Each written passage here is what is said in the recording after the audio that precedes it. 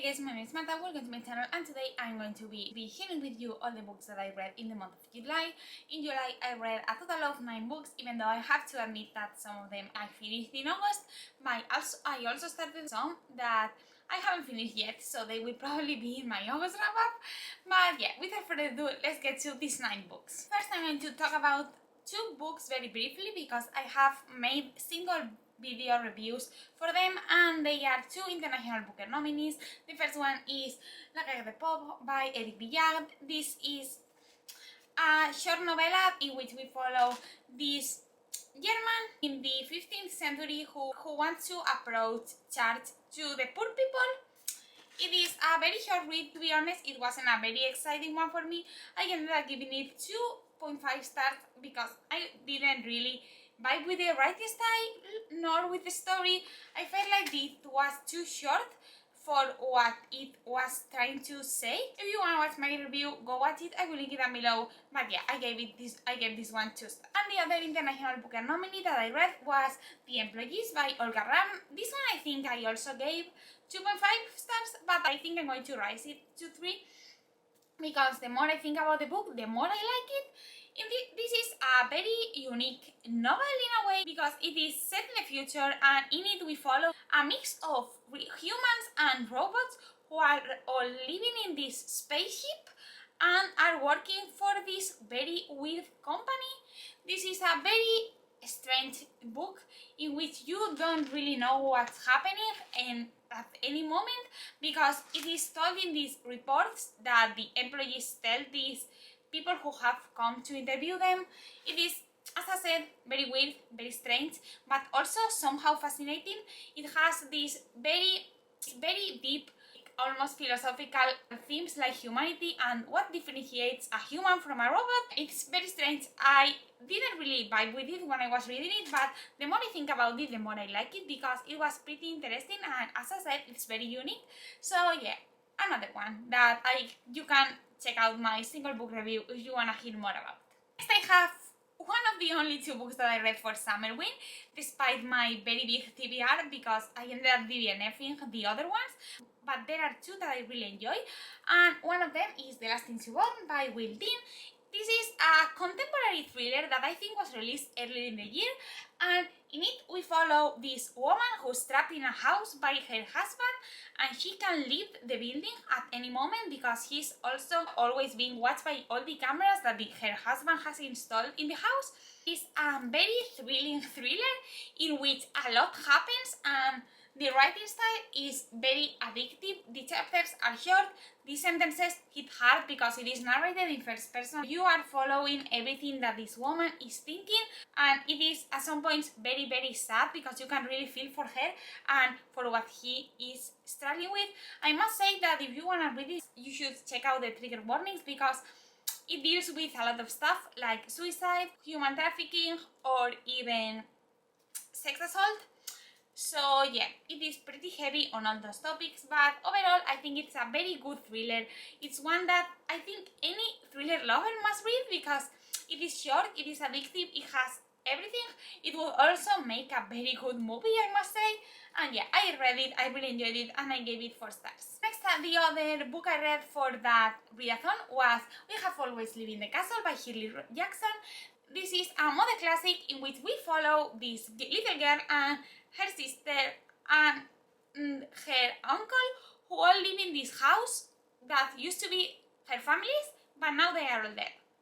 It is a very fun read. I think it's perfect for fans of the Turn of the Screw because they both have a very unreliable narrator, but I must say that this one is funnier. I found myself laughing out loud at some point. I really enjoyed this one. I gave it 4 stars. It was really weird, really funny, really gritty in a way, but also really interesting to analyze because there is a lot of repetitiveness in the sentences sometimes, and the story is also very weird, and there are some moments where you don't really know what's going on, but you still want to keep on reading. So yeah, I must say that this is one that I don't think everyone will enjoy because, as I said, the writing style isn't for everyone. But if you like unreliable narrators, if you like gothic-esque novels, and of course, if you like creepy stories that are also classics, you will for sure enjoy this. So yeah, we have always lived in the castle 4 stars, and who knows, you may see this in my best reads of the year because I really enjoyed it, though I think it's worth a reread for me to fully grasp what actually happened in the story. Next here I have Oliver Twist by Charles Dickens. I read this for the Dickens vs. Tolstoy, though I was a bit later than I finished it in July. I must say that this is a very popular classic, so I will not say the synopsis of it because everyone knows what it's about. But yeah, I don't know how to start about. So I will just start with my rating. I gave it 3 stars. I didn't really like it. The beginning was really good. If you can perfectly see it by my tab. I tabbed quite a few pages at the very beginning, but as the story progressed, I got more and more bored, and I didn't really care about Oliver anymore. I didn't really like any of the characters, nor the way that Dickens decided to treat them. Most of them felt like these stereotypes, and also how Dickens chose to talk about fagging. You can really tell that he was trying to stereotype all the you into his figure. I get what he was trying to say with this one, and I really enjoy seeing the commentary that he did on Victorian society and on the marginalized people. But overall, I must say that this isn't my favorite Dickens. I was very surprised when I was liking it at the beginning because I've seen the movie many times at school and the movie wasn't even my favorite thing. So I was already expecting to not love this, but when I read the first lines and it was great, I was pleasantly surprised. But then by the ending, I only wanted it to end. It was also way too long. It is 500 pages and honestly it could have been way shorter. So yeah, Oliver Twist, I don't think you should start with this one if you wanna get to some Dickens, unless you are very young, because this story reads pretty young because Oliver is a child. So if you're young and you wanna start with Dickens, maybe you will like it, but if you are older, if you are also intrigued by some other of his works, don't start with Oliver. Next we have another modern classic, and this one is Frenchman's Creek by Daphne du Maurier. I became a huge Daphne du Maurier fan last year after reading Rebecca because I absolutely adore that story, so I am now trying to read all of her works, and last month I decided to read Frenchman's Creek.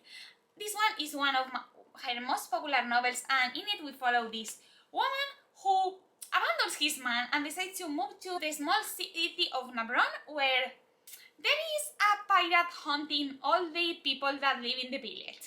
And he finds the pirate, he falls in love with him, and the story goes from there. It is a very fun, romantic-esque story from which I must highlight the emphasis that Daphne du Maurier puts in the descriptions of the ambience, because it makes everything be very dark, very gothic, and very fantastical in a way. It really makes you feel as if you were there, as if you were in that city, and that's great. Especially during this summer, because we all want to go on vacation, but because of COVID we can't. So reading books that have this wonderful ambience is always great. This was a very nice novel, not my favorite because nothing can top Rebecca, or at least that's my opinion. Still, I gave it 4.5 stars. I really enjoyed it, and yeah, it might have been a bit predictable to be honest, but I don't really care. I love Daphne du Maurier and her stories are just wonderful. So yeah, I would really recommend this one, especially as a summer read. Next, I read a Spanish book that was written by one of my university professors, and it is Cartilla de Redención by Purificación Mascarell. This is a short story collection for which I made a very extensive Goodreads review, so I will link that down below if you are Spanish and fancy reading it, because I'm not going to talk a lot about this one because most people watching this won't be able to read it.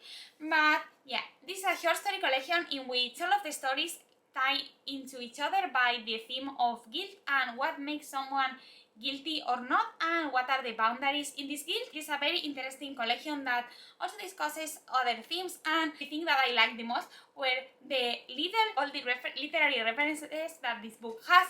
You can perfectly tell how the writer is a lover of literature and has read a lot. The stories also have this ending that isn't what you are expecting at all, so once you finish reading it, you end up with your mind wide open and wanting to reread it to get to know what happened in reality. But yeah, it was fascinating. I really liked it. I gave it 4 stars, and I can perfectly see myself getting back to some of the stories in the future. Next, I read what was my comfort read after my wisdom teeth surgery, because I don't think I mentioned it here, but I got wisdom teeth surgery last week, so that's why I didn't upload a few videos these last few days. But yeah, my comfort read was La Petite Fadette by George Sand. This, sadly, I don't think has been translated into English, but it's a French classic written by the wonderful George Sand, an author from which I read because of uni.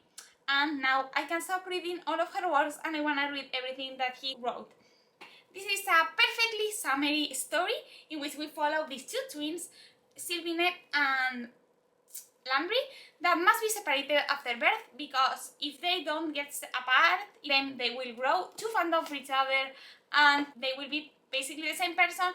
So the one that is in a way stronger and most willing to go decide to go to work for this man that is a friend of his family, and yeah, he's Landry. And one day there is an accident because the two boys decide that they want to meet, and one day one of the boys decides to run away, and then Landry and his mother start looking for him, and they stumble upon Fashion Fadette, which is this very little, ugly little girl that is basically an outcast from society, and no one wants to do anything with her. Everyone hates her, but everyone uses her and her mother, who live by a river and who have these sort of magical powers, but aren't really magical powers. But yeah, and this girl helps him find his brother, and he has to promise her that he will do something that he wants. So yeah, the story goes from there. It is a beautiful love story between, as you can tell by the synopsis, Fashion Fadette and Landry. It is very sweet, very cute, very adorable, and I really felt for them. I must say that the other brother, Sylvinette, got pretty annoying as the story progressed. You could tell by what was happening how jealous he was of his brother, and that wasn't really nice of him. And I must say that besides being a children's story, basically, this book also discusses very important themes like kindness, like brotherhood, and of course the position of outcasts in society. And also I must say that the language that George Sand uses is pretty interesting, because this is one of her pastoral novels, and in them she uses the dialect sort of that is spoken in this area. So the language felt pretty ancient in a way, and that was really nice to read. Also, as all of George Sand novels, the descriptions fantastic. I ended up giving it 4 stars, and I really enjoyed it, and I think that it's a great starting point if you want to read some George Sand.